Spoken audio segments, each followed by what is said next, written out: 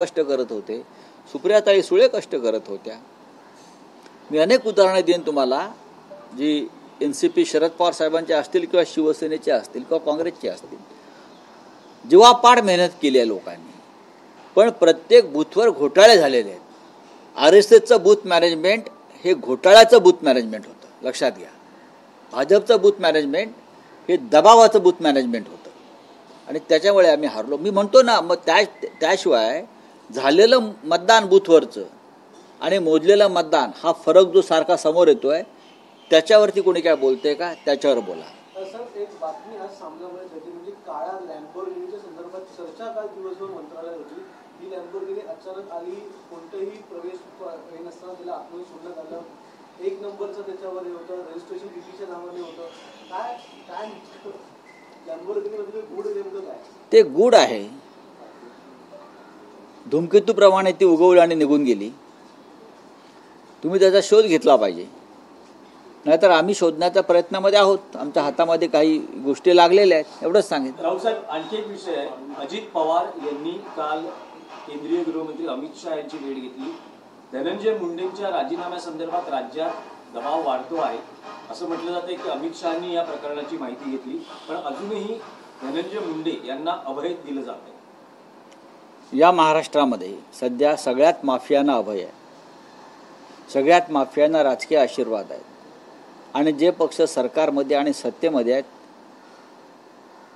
त्यातले अनेक मंत्री हे थेट माफियांशी संबंधित, खंडणीखोरांशी संबंधित आहे।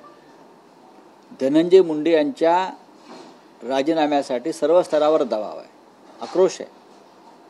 अजित पवारांची हिंमत नाही आणि देवेंद्र फडणवीस यांची हिंमत नाही, कारण ही संतोष देशमुख यांचा खून, सोमवंशी सूर्यवंशी याचा खून हे फार मोठं षडयंत्र आणि कारस्थान होतं।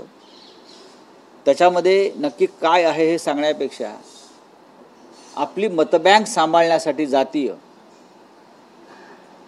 जातीची मतबँक, वोट बँक सांभाळण्यासाठी खऱ्या खुन्यांना वाचवण्याचा प्रयत्न सुरू आहे, तो निषेधार्ह आहे। धनंजय मुंडे यांच्या लोकांनी ज्यांचे खून केले ते त्यांच्या समाजाचे आहेत, समजलं का? 90% खून हे बीड भागातले, बीड किंवा केज या भागातले, परळीतले हे त्यांच्या समाजाचे आहेत। यात जात आणू नका।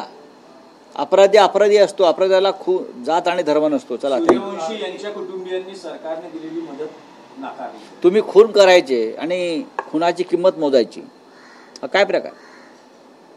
तुम्ही त्यांचा खून हा पोलीस कस्टडीत झाला, हा कोठडीतला खून आहे आणि तुम्ही ज्यांनी खून केले त्यांचं समर्थन विधानसभेत करता आणि त्या पापाचं प्रायश्चित म्हणून 10 लाख रुपये देता, याचा धिक्कार व्हायला पाहिजे। थँक्यू।